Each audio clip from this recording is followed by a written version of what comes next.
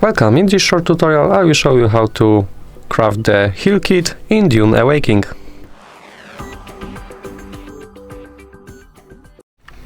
So as you can see on the screen, on the right side of the screen, plant fiber can be found and gathered all across the Arrakis.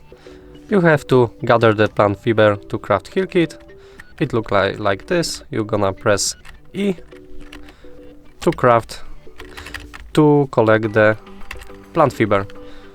Now if you want to craft the Healkit, you have to press B to open the crafting menu, and here you have a schematic for a Healkit and required resources. We have to use 5 plant fibers, so I'm gonna craft it, not once but the maximum amount, which is 5. And as you can see, the process is almost complete after a few seconds. It's gonna be very fast. And that's all for today. Leave a like, comment and subscribe to our channel. Bye!